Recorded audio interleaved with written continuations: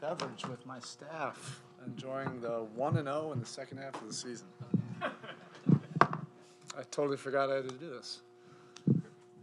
You guys, this session right here is the buzzkill. That's what you get for not bringing beverages in here. Yeah. Other than it being a really boring Tuesday,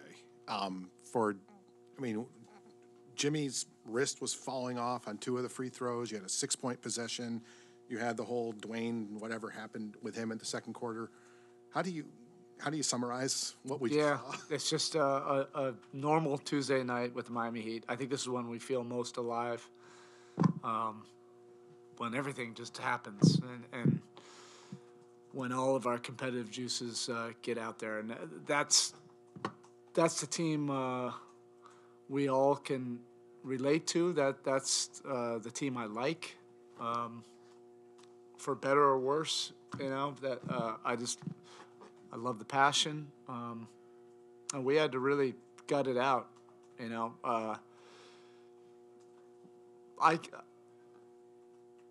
Look, we've been dealing with a lot of moving parts. I kept on forgetting who's available, who's not, who's hurt. There was a point where Kane had an ankle issue during the game. And the rotations have been so different game to game that once we got into it in the second half, things were moving very quickly.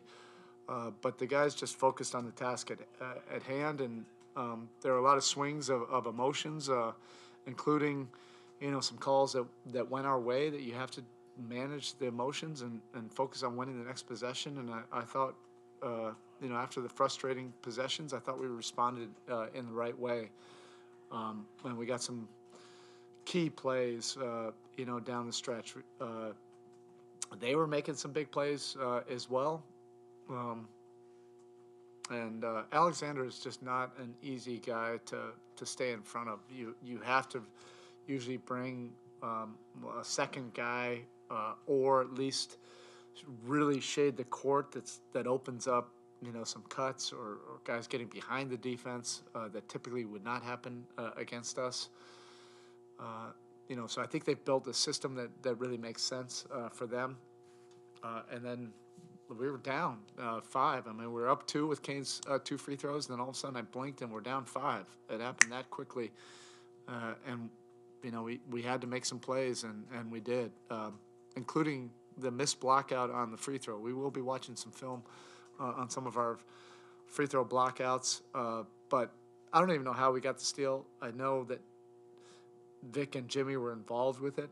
I literally have not been able to even see the end, but I know the 2 of them were there. Then Vic sprinted up the court, and then all of a sudden I looked up and Jimmy's under the basket. I have no idea how he got down there that quick, and I was thinking I'm going to call a timeout just in case. And then Vic just made the play, got it to Jimmy right in his wheelhouse, had the matchup, that was favorable, and was able to convert a really tough 3-point play. That wasn't as easy as it looked. It was with contact, and then also make the free throw with a whatever wrist deal he was dealing with. Have you seen all the NBA record, the 40 for 40 being a record? As I was walking into the room, somebody mentioned it. I didn't realize they had not missed a free throw. But we've been a good free throw shooting team, actually a very good free throw shooting team all year. But that's crazy. Did you not stay in catching seat? No, I did not. But I love the aggressiveness. Jimmy was just relentless with his attacks. Relentless, going against a really big physical matchup, and he was just finding a way to get to the rim. And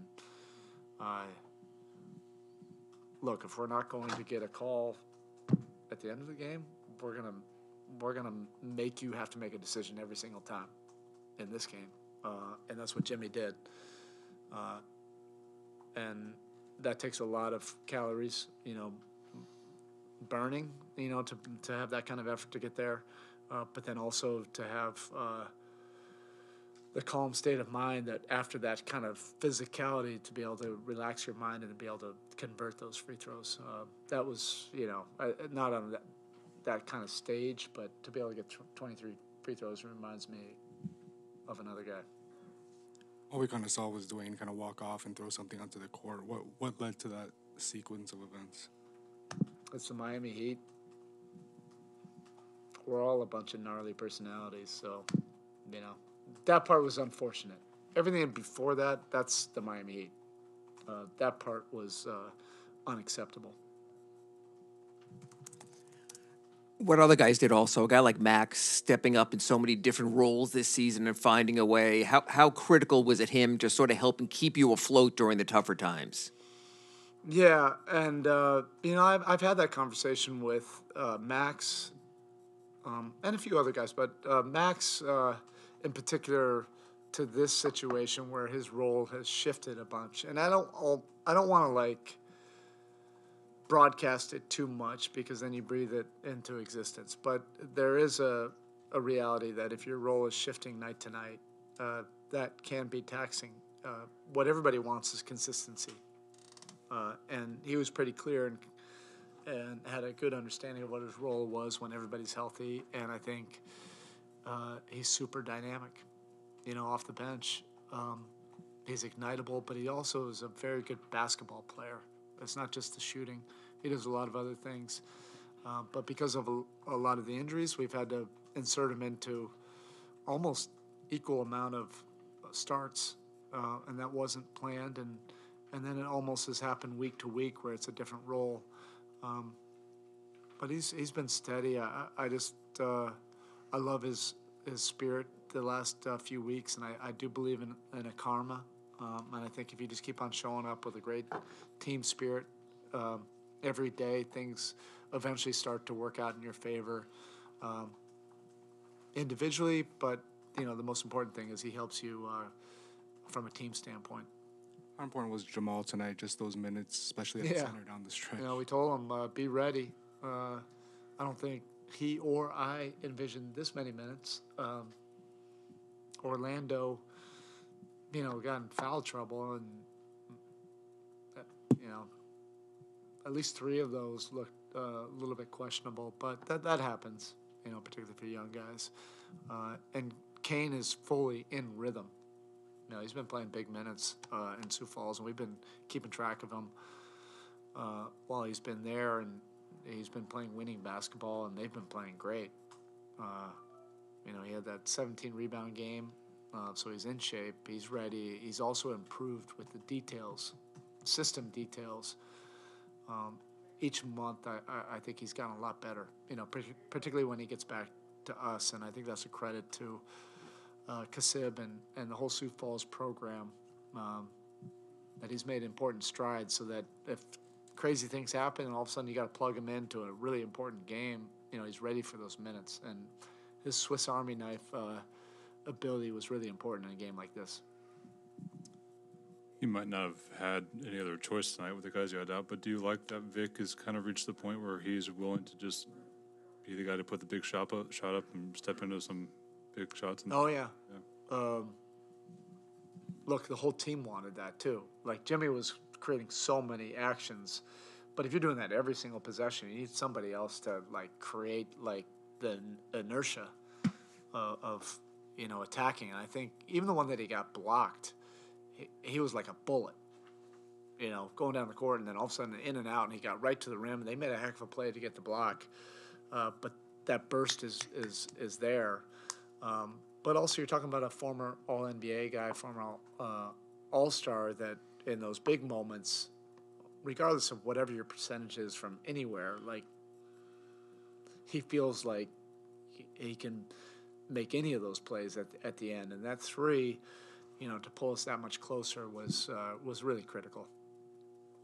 You have to talk about Jimmy and his ability to hit passing lanes defensively, and Depot kind of does it in a different way where he's kind of it is different. Live ball and kind of just an knack for the ball in that way. Do you notice, I guess, are they comparable in that way, or what are the... No, they're different.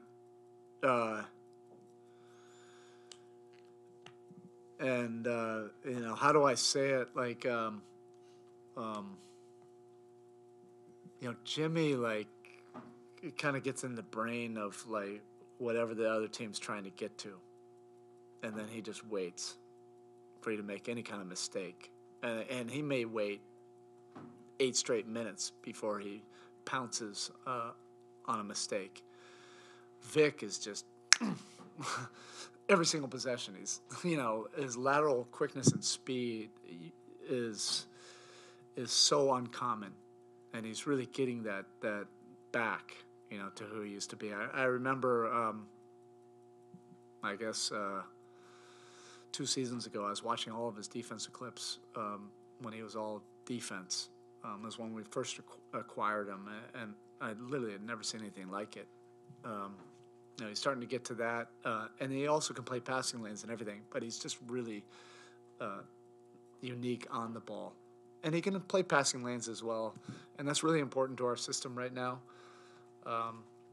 So they are a little bit different, but Jimmy's is really great and unique on the ball as well. He's so smart, knows when to challenge and when to go for a steal, and he does it in a way where he almost never fouls, which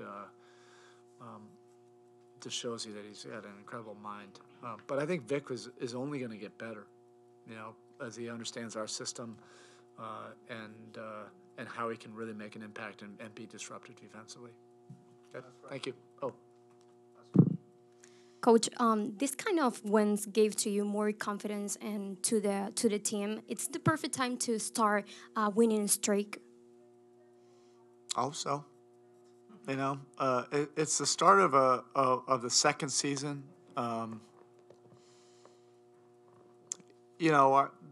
I feel something. I think the locker room feels something, but we also have to prove it. We know that. So a lot of it just ends up being, talk, at this point.